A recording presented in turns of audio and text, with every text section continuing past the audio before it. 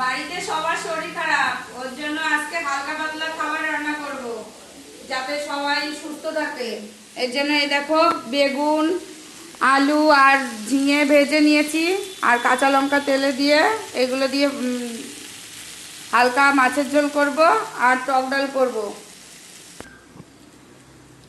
আর এদিকে এই যে মাছগুলো ভেজে নিয়েছি লাল লাল করে, তেলাপিয়া মাছ দিয়ে রান্না করব আজকে। আর একটা মাছ এই যে আমার মেয়ের জন্য তুলে রেখেছি, ও ভাজা খাবে ওর জন্য। এবার ঝিঙে বেগুন আলুর মধ্যে জল দিয়ে দেবো, তরকারিটা ভাজা হয়ে গেছে, এবার জল দিয়ে দেবো।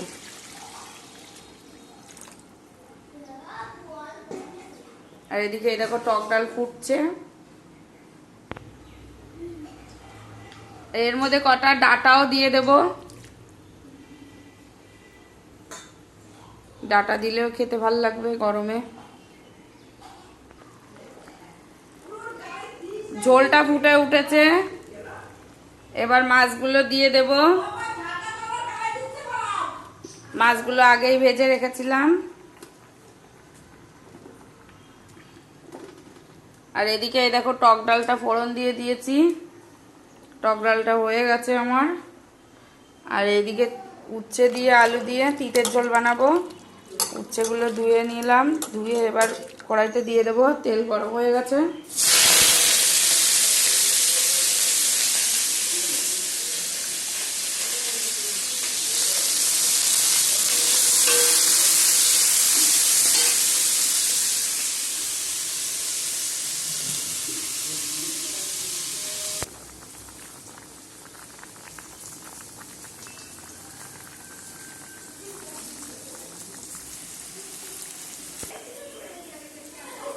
এবার কড়াইতে তেল দিয়ে দিয়েছি, মাছের ঝোলে ফোড়ন দেব। আর এদিকে দেখো উচ্ছে ভাজা হয়ে গেছে, এবার এর মধ্যে কলা বেগুন আলু এগুলো সব দেব, দিয়ে একটু নাড়াচাড়া করব। একটুখানি ভাজা ভাজা হয়ে গেলে জল দিয়ে দেব, দিয়ে ফুটে উঠলেই রেডি হয়ে যাবে আমার চিকেন ঝোল। আমি এইভাবেই রান্না করি। তেল গরম হয়ে গেছে, এবার রাঁধুনি ফোড়ন দেবো। দেখো যে রাঁধুনি ফোড়ন দিয়ে দেবো, ফোড়ন দিয়ে দিলাম।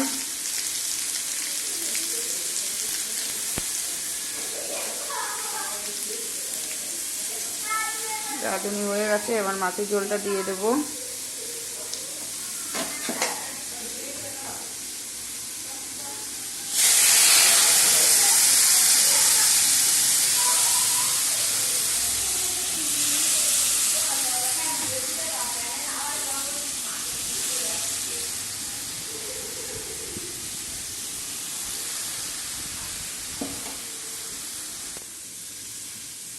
এই দেখো ঝোলটায় ফোড়ন দিয়ে দিয়েছি।